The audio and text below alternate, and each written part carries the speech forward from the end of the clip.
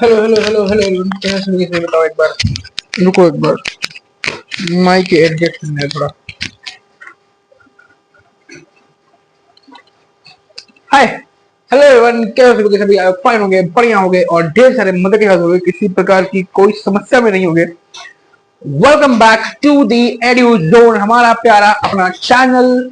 हमारे से मेरा मतलब है हमारा, मेरा और तुम्हारा मिला के।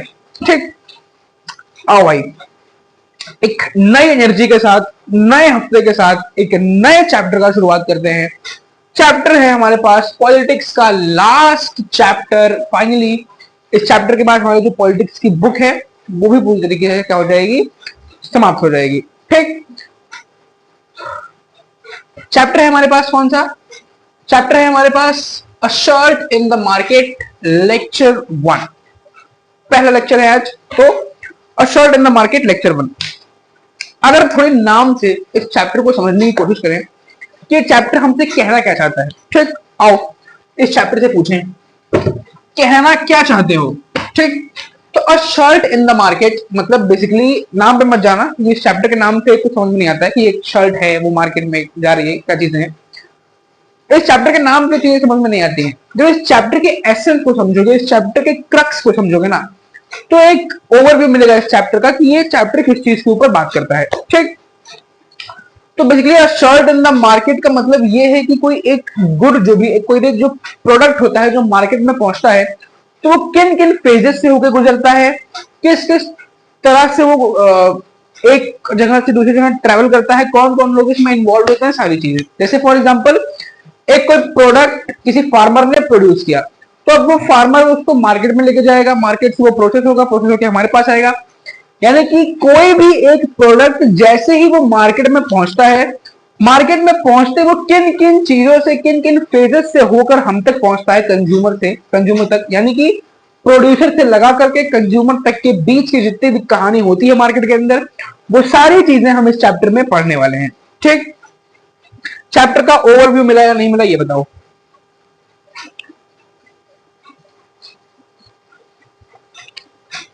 चैप्टर का मतलब क्लियर है कि चैप्टर क्यों पढ़ रहे हैं, क्या एसेंस है इस चैप्टर की। तो आओ फिर शुरू करते हैं बिना कोई टाइम वेस्ट किए। A shirt in the market, this chapter tells us the story of a shirt. It begins with the production of cotton and ends with the sale of the shirt. ठीक, तो वही बताया गया है कि ये chapter basically किस चीज पर डील करता है कि एक शर्ट मार्केट में कैसे पहुंचती है। ठीक, उस शर्ट में यूज होने वाले कॉटन के प्रोडक्शन से लगाकर उस शर्ट के उसके कंज्यूमर तक पहुंचने तक की जो पूरी कहानी है, वो सारी हम इस चैप्टर में पढ़ने वाले हैं। ठीक, we shall see that a chain of markets links the producer of cotton to the buyer of the shirt in the supermarket. Buying and selling takes place at every step in the chain. ठीक, तो क्या बताया गया है कि इस chapter में basically जो हमने पिछले चैप्टर में एक चीज पढ़ी थी कि चेंज ऑफ मार्केट, हम वो पूरी इस चैप्टर में देखने वाले हैं कि वो चेन किस तरीके से बिल्ड होती है, किस तरीके से एक प्रोड्यूसर से लगाकर जो एक बायर होता है उस तक ये चेन चलती है, और उसके हर स्टेप में बाइंग और सेलिंग का प्रोसेस जो होता है वो परफॉर्म होता है। वो पूरी चीज हम इस चैप्टर में पढ़ने वाले हैं।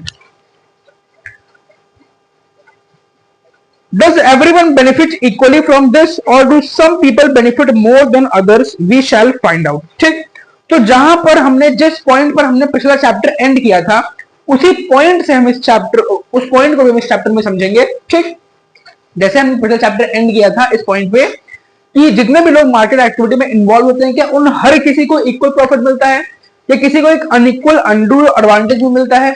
तो वो भी हम इस चैप्टर में कवर करेंगे कि किसको इक्वल ट्रीटमेंट मिलता है, कौन एक क्या कुछ ऐसा भी होता है कि किसी एक व्यक्ति को प्रॉफिट ज्यादा हो रहा हो, किसी एक व्यक्ति को प्रॉफिट कम हो रहा हो। ठीक, तो वो सारी चीजें हम इस चैप्टर में बेसिकली कवर करने वाले हैं। अगर बात करें चैप्टर की ड्यूरेशन की, तो 4 दिन का ये चैप्टर है, 3 दिन थ्योरी में और 1 दिन हमारे लिए एनसीईआरटी में। ठीक, कोई दिक्कत हो तो बताओ। चलो, अगर पहले टॉपिक पे, अ cotton farmer in Kurnool. Swapna, a small farmer in Kurnool, Andhra Pradesh, grows cotton on her small piece of land. The balls of the cotton plant are ripe and some have already burst. So Swapna is busy picking cotton. ठीक. A cotton farmer in Kurnool. पहला topic है a cotton farmer in Kurnool. ठीक. That's the very first topic of the chapter. बहुत जो सबसे पहला topic इस chapter का वो यही है.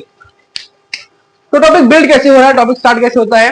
तो टॉपिक स्टार्ट होने से कुरनूल जिले के बारे में बताया गया है कि कुरनूल एक जिला है हमारे पहले से स्टेट आंध्र प्रदेश का. आंध्र प्रदेश में एक प्यारा सा जिला है कुरनूल. वहां पर एक स्वप्ना नाम की फार्मर है. ठीक. जो क्या कर रही है, अपने स्मॉल पीस ऑफ लैंड पे कॉटन की जो बॉल्स होती हैं, कॉटन बॉल से निकलते हैं, उनको नहीं पता हो सुन लो. कॉटन छोटे छोटे जो कॉटन का प्लांट होता है उसमें छोटी छोटी बॉल्स लगती हैं. उन बॉल्स को तोड़ोगे तो उसके अंदर से कॉटन निकलता है. ठीक. तो वहीं से कहानी स्टार्ट की जा रही है कि कुरनूल जिले में जो कि आंध्र प्रदेश में है, वहां पर एक छोटी सी फार्मर है. कौन? स्वप्ना. और वो अपने स्मॉल पीस ऑफ लैंड पे क्या कर रही है, इसी कॉटन की कल्टीवेशन कर रही है. ठीक. कॉटन की कल्टीवेशन कर रही है. तो ये जो कॉटन बॉल जो है ये पूरी तरह से पक चुकी हैं और कुछ कुछ फूट भी चुकी हैं. तो स्वप्ना जो है वो इनको बेसिकली कलेक्ट करने में बिजी है, इनसे कॉटन को एक्सट्रैक्ट करने में बिजी है. ठीक.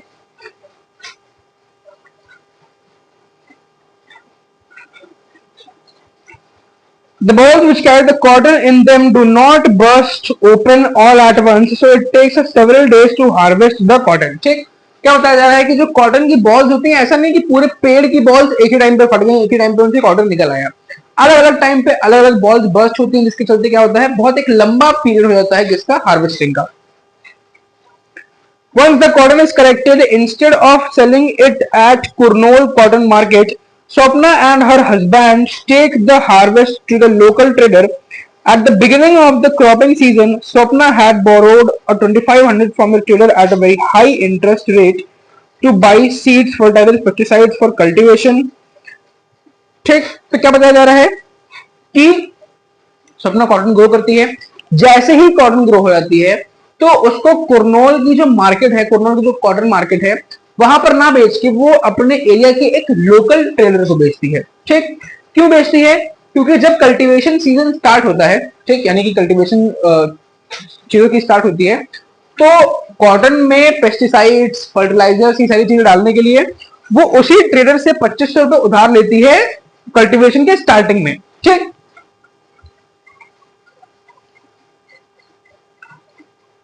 At that time, the local trader made Swapna agree to another condition. He made her promise to sell all the cotton to him. ठीक. और वो जो ट्रेडर होता है, जिसे स्वप्ना क्या करती है, जिससे स्वप्ना 2500 रुपए उधार लेती है, वो दो शर्तें रखता है. पहली चीज तो एक हाई इंटरेस्ट रेट देता है कि आप जितना पैसा दे रहे हो उससे एक हाई अमाउंट आप मुझे पे करोगे. और दूसरी चीज वो शर्त रखता है कि जैसे तुम्हारा कॉटन ग्रो हो जाएगा, तुम उसको जो लोकल मार्केट है उसमें नहीं बेचोगे, तुम उस कॉटन की कल्टीवेशन को मुझे बेचोगी. ठीक. और वो तैयार भी हो जाती है. Then cultivation of cotton requires high levels of inputs such as fertilizers and pesticides, and the farmers have to incur heavy expenses on account of these. Most often the small farmers need to borrow money to meet these expenses. क्या बताया जा रहा है कि cotton की जो crop होती है वो ग्रो होने में बहुत ज्यादा एक्सपेंस लेती है. क्यों? क्योंकि उसको फर्टिलाइजर्स की नीड होती है, पेस्टिसाइड्स की नीड होती है, वरना वो खराब हो जाएगी. ठीक.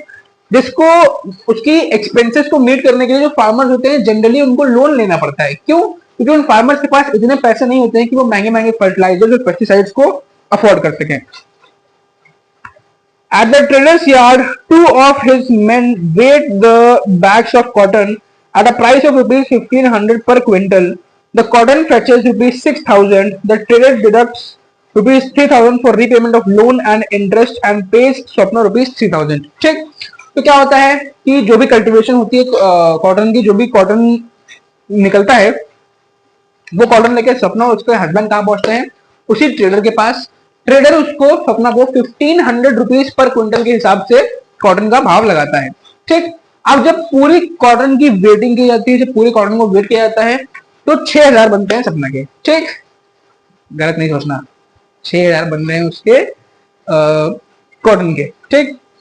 बड़े गंदे लोग हो भाई लोग, बड़े गंदे लोग हो. ठीक है. डिस्ट्रैक्ट कर दिया, डिस्ट्रैक्ट. ओके, तो 6,000 बनते हैं सपना के कॉटन के, ठीक। अब जो ट्रेडर होता है वो उसको सिर्फ 3,000 पे करता है और 3,000 जो उसने लोन दिए थे उसके काट लेता है और सिर्फ उसको सपना को 3,000 रुपए इन हैंड कैश पे करता है, ठीक।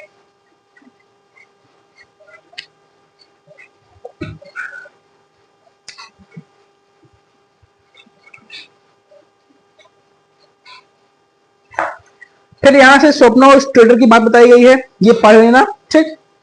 इसको मैं नहीं पढ़ाऊंगा क्योंकि इसमें पढ़ाने का कुछ चीज नहीं है, इंग्लिश कॉन्वर्सेशन है, मैं तुमको कॉन्वर्सेशन बता देता हूँ क्या हुई, ठीक। स्वप्ना ये आर्ग्यू करती है कि आप मुझे सिर्फ 6,000 रुपए क्यों दे रहे हैं, इसके ज्यादा हमको पैसे मिलने चाहिए थे। तो ट्रेडर क्या बोलता है कि कॉटन इस टाइम पे बहुत सस्ती बिक रही है क्योंकि बहुत ज्यादा कॉटन इस टाइम मार्केट में अवेलेबल है, ठीक।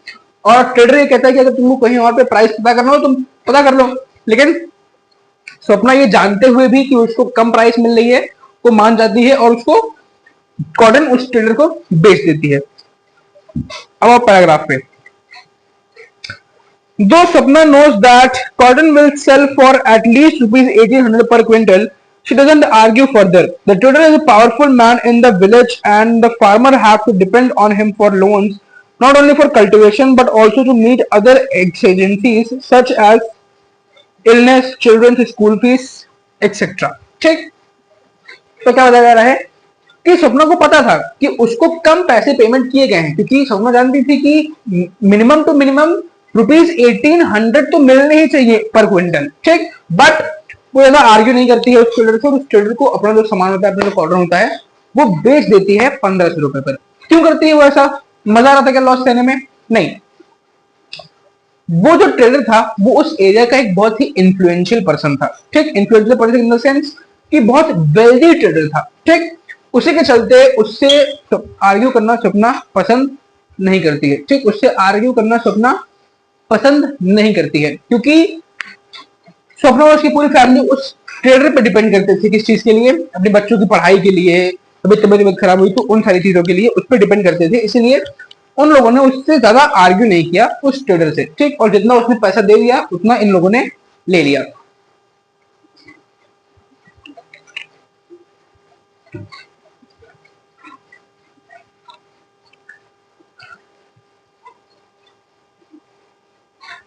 Sapna's earning from cotton cultivation is barely more than what she might have earned to a wage as a wage laborer, ठीक। तो सपना की जो अर्निंग हुई उससे कॉटन कल्टीवेशन से वो एक दिहाड़ी मजदूर से ज्यादा नहीं थी, बेसिकली ये बताया जा रहा है।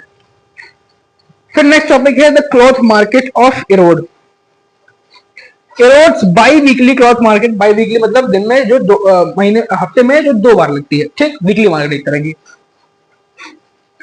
तो क्या है?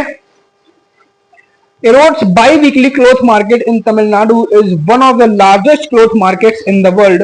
A large variety of cloth is sold in the market. ठीक। तो इरोड मार्केट जो है तमिलनाडु की वो क्या है? इंडिया की बिगेस्ट क्लोथ मार्केट है क्योंकि वहां पर वैरायटी तरीके के cloth all over the country से वहां पर आते हैं बिकने के लिए और खरीदे जाने के लिए। Clothes that is made by weavers in the villages around is brought here for sale. Around the market are offices of cloth merchants who buy the clothes. ठीक। और इस इरोड के आसपास के जितने भी गांव हैं उसमें से जो वीवर्स रहते हैं सॉरी, इरोड के आसपास के जो भी गांव हैं जिसमें जो वीवर्स रहते हैं वो अपनी जो क्लॉथ को बनाते हैं उसको यहाँ पे लेके आते हैं और यहाँ पे सेल करते हैं, ठीक। इरोड की जो मार्केट है उसके आसपास मर्चेंट्स के ऑफिस हैं जो क्या करते हैं, कपड़ों का खरीद और बेच का काम करते हैं।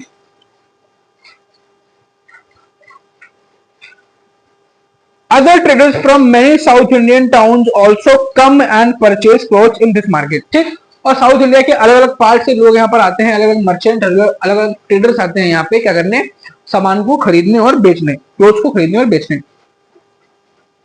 On market days, you would also find weavers bringing cloth that has been made on order from the merchant. These merchants supply clothes on order to garment manufacturers and exporters around the country. ठीक। तो क्या बताया गया है कि market days पे आपको ये भी देखने को मिलेगा कि एक बड़े लेवल पे कॉन्ट्रैक्ट देके भी इन वीवर्स से काम कराया जाता है।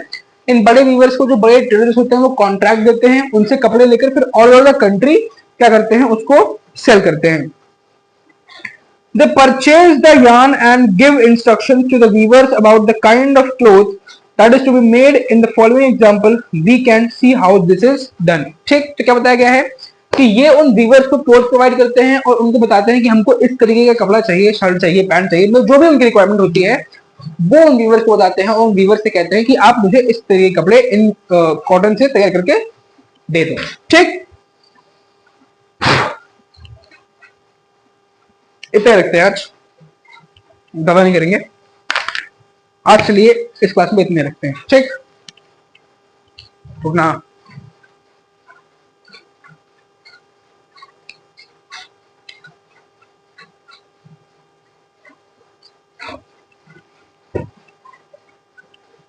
समराइज कर लेते हैं एक बार हमने क्या क्या पढ़ा बेसिकली।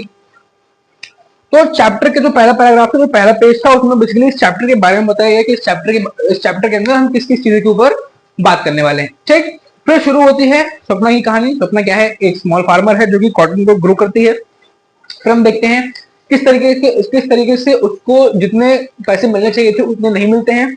इससे क्या प्रूफ होता है कि जो प्रोड्यूसर होता है वो जरूरी नहीं कि वो प्रॉफिट बहुत ज्यादा कमाए, हो सकता हो कि उसको लॉस हो रहा हो। ठीक, फिर हम मार्केट के बारे में पढ़ते हैं कि वहां पे जो मार्केट है उसकी क्या सिचुएशन है। इतनी चीजें हमने बेसिकली ऊपर ऊपर पढ़ रखी हैं। बाकी की चीजें कल वाले क्लास में स्टार्ट करेंगे। आज के लिए इतना ही, आज की क्लास में इतना ही, मिलते हैं नेक्स्ट क्लास में। Bye bye.